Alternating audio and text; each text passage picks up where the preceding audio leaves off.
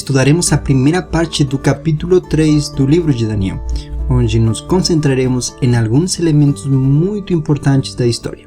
A partir daí, veremos seu significado literal e espiritual para nossas vidas hoje.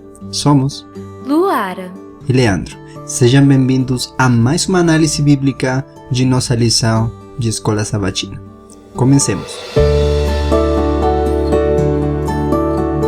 Entre os capítulos 1 e 2 de Daniel, vimos refletidos os primeiros elementos da primeira mensagem angelical de Apocalipse 14:7. O temor a Deus, dele glória, e a hora do seu julgamento chegou.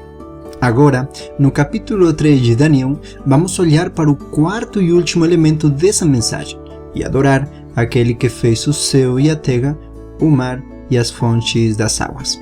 Vamos ler o que nos diz no livro de Daniel, o capítulo 3 e o versículo 1 e 2.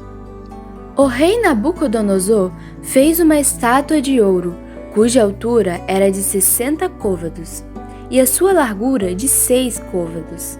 Levantou-a no campo de Dura, na província de Babilônia. Então o rei Nabucodonosor mandou reunir os príncipes, os prefeitos, os governadores, os conselheiros, os tesoureiros, os juízes, os capitães e todos os oficiais das províncias, para que viessem à consagração da estátua que o rei Nabucodonosor tinha levantado.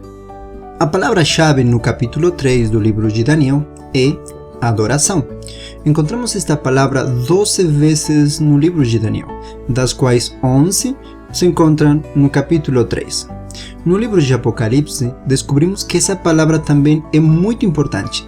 Lá é mencionado 18 vezes e é no capítulo 13 que o encontramos o maior número de vezes em todo o livro. Isso nos mostra um paralelo entre Daniel 3 e Apocalipse 13. Entre os elementos semelhantes encontramos: em ambos, vemos um evento de caráter mundial. Vemos uma união de Estado e Igreja, porque ali vemos uma cerimônia religiosa imposta pelo poder judicial e político da nação. A ordem para adorar é esta em ambos os capítulos. Existe uma estátua. Essa estátua é a imagem. A engano, a dedicação se transforma em adoração. Existe perseguição, pena de morte para aqueles que desobedecem. Fogo é o elemento de punição. O número 6 é usado em ambos os capítulos.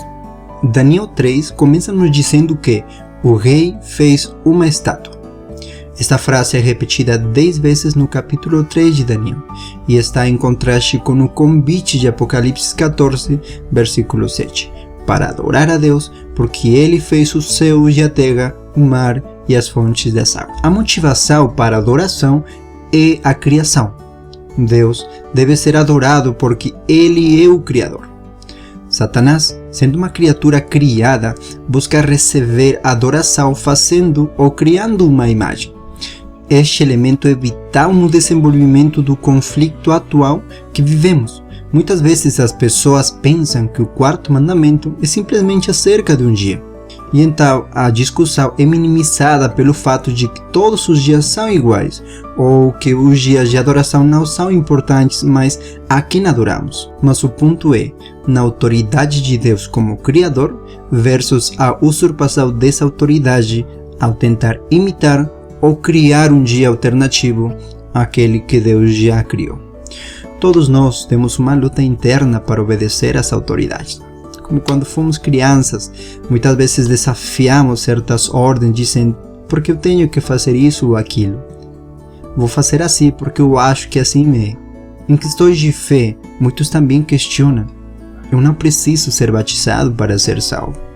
Eu não tenho que pertencer a uma igreja para alcançar a salvação. Antes de falar sobre as ordens, devemos ver o que Deus nos diz no livro de Salmos, o capítulo 100, o versículo 3. Presta atenção.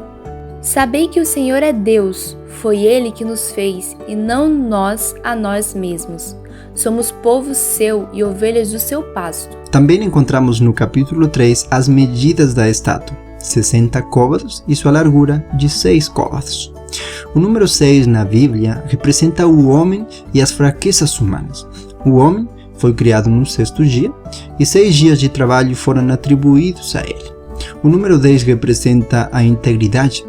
Multiplicando 6 por 10, temos 60, que representa a união desses dois significados, ou seja, a completa fraqueza humana. Na Mesopotâmia, berço do Império Babilônico, foi usado o sistema sexagesimão, que é um sistema de numeração posicional que usa o número 60 como base. Ainda usamos o sistema sexagesimão para medir tempos, horas, minutos e segundos, e ângulos, graus principalmente. A imagem mede 60 côvados de altura, o que equivale a aproximadamente 27 metros de altura. Isso mostra o quão grande é a imperfeição humana quando buscamos nos engrandecer sem a vida espiritual de Jesus. Agora, quando multiplicamos 60 por 6, temos 360, e este é o número de graus em um círculo. Os círculos eram figuras muito relevantes no culto babilônico, pois o culto ilustrava a forma do sol. Além disso, o nome do local onde esta imagem foi construída é Dura, que significa círculo. Isso significa que a imagem estava no meio em um espaço circular, onde os participantes estavam para a sua adoração. Todos esses elementos nos ajudam a reconhecer que nosso maior inimigo é o eu, nossa natureza carnal.